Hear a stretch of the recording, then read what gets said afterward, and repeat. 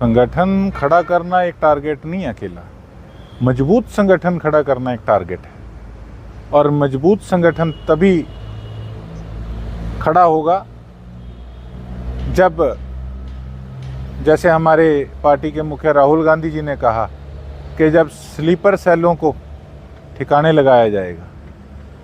उनकी पहचान करनी ज़रूरी है, जिन्होंने शरेआम हर चुनाव में पार्टी को कमज़ोर करने का काम किया। उनसे पार्टी दूरी बनाए, उनको दूर करें और एक अच्छा कर्मठ जो पार्टी के प्रति कार्यकर्ता है, जो लोग हैं, उनको आगे करने का काम करे पार्टी। यही हमारी उम्मीद है। और अगर बढ़िया तरीके से हमने चयन किया अपनी टीम का, तो आने वाला समय हमारी पार्टी के लिए बड़ा सुनहरी होगा। एक सोशल मीडिया पर आप लगातार एक्टिव रहते हैं। एक पोस्ट आपने करी है कि जिन लोगों ने नाव में छेद किया उन्हीं को स्टेज पर बिठाने का काम किया, तो ये किस और इशारा था? बिल्कुल जी, ये अशोक तंवर जी के लिए मैंने कहा और स्पष्ट कहा। मेरी कोई उनसे कोई लड़ाई नहीं किसी प्रकार की, लेकिन चुनाव से कुछ दिन पहले, 2-3 दिन पहले उन्होंने शरेआम मेरी खिलाफत करने का काम किया, पार्टी में रहकर पार्टी के कैंडिडेट को कमज़ोर करने का काम किया।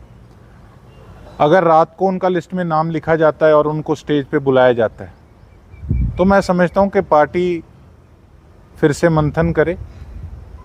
पार्टी अभी भी पहचान कुछ नेताओं की कर नहीं पाई कि जिन्होंने पार्टी की गोभी खोदने का काम किया।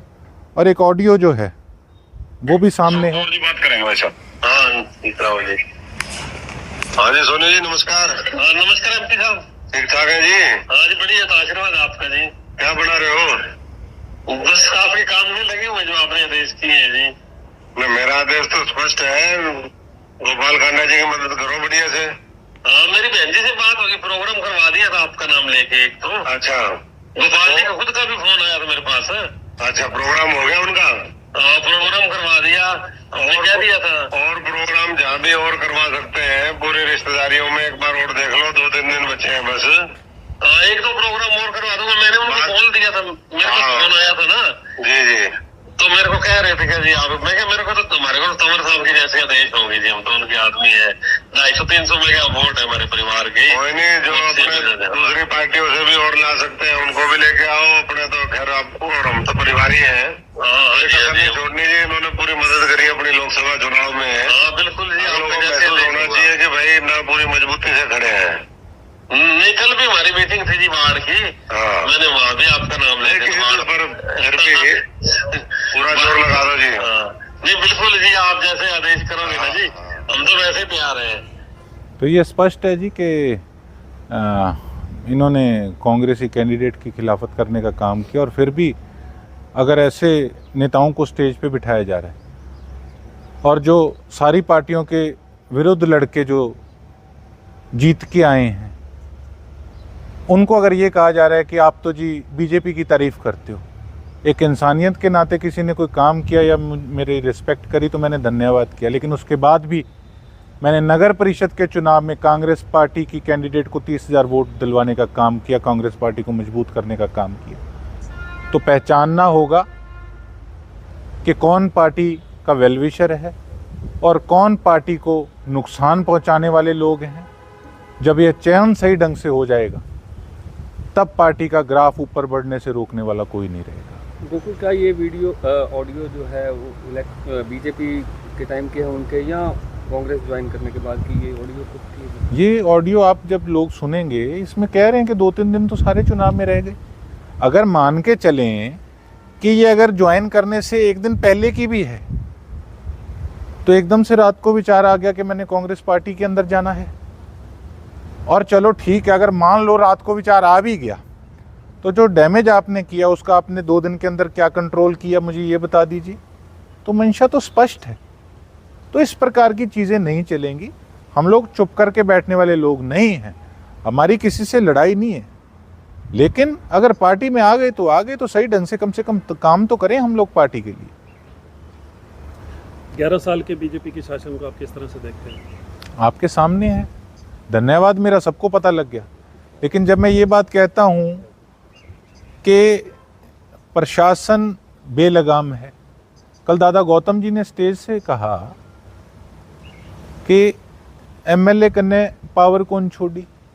अफसर काम नहीं करते एमएलए के, वो तो बीजेपी के हैं, मैं तो कांग्रेस का हूँ। और फिर लोग कहेंगे ये एग्रेसिव है, ये लाइव हो जाता है। हाँ हूँ, मैं एग्रेसिव भी हूँ, मैं लाइव भी होता हूँ, काम कराने के लिए होता हूँ। जनता ने मुझे वोट दी है, 7200 वोट से जनता ने मुझे जिताने का काम किया है। अगर आज भी उनकी हकों की लड़ाई में नहीं लड़ूंगा तो फिर क्या कराना है ऐसे एमएलए से। बिल्कुल, आप संगठन की बात कर रहे हैं, संगठन में पर्यवेक्षक हर जिले में पहुंच रहे हैं। कल चरखी दादरी में देखने को मिला कि जहां पर्यवेक्षक पहुंचे उनके सामने ही जो कांग्रेसी थे वो तू मैं की इस लड़ाई में लगे रहे। तो आपको लगता है कि इस तरह से जहां गुटबाजी और तू मैं चलेगी, संगठन मजबूत हो पाएगा या बन पाएगा? ये चीज़ें चलती रहती हैं, कई टेम्पर अपना लूज़ कर जाते हैं कई लोग, लेकिन उन चीज़ों को साइड पे रख के ये देखना होगा कि असल धरातल से जुड़ा हुआ व्यक्ति कौन है, काबिल कौन है। बेशक वो शांत हो, बेशक वो एग्रेसिव हो, कैसा भी हो, पर पार्टी को फ़ायदा होना चाहिए, फ़ायदा पहुंचाने वाला व्यक्ति होना चाहिए, इस चीज़ का चयन होना चाहिए। राहुल गांधी 4 तारीख को चंडीगढ़ आए, क्या लगता है कितना फ़ायदा होगा संगठन के लिए? पूरा फ़ायदा होगा। एक नया जोश, एक नया उत्साह सभी कांग्रेसियों के अंदर है कि पार्टी के अलाकमान खुद आए हैं और कितने हरियाणा को लेके सीरियस हैं, कितना हरियाणा से लगाव रखते हैं, इस करके स्पेशल वो आए हैं। और हमें पूरी उम्मीद है कि हम बेशक देर हो गई पर दुरुस्त आए हैं और बढ़िया से बढ़िया मजबूत संगठन भी खड़ा करेंगे और जल्दी हमारा एलओपी भी बनेगा।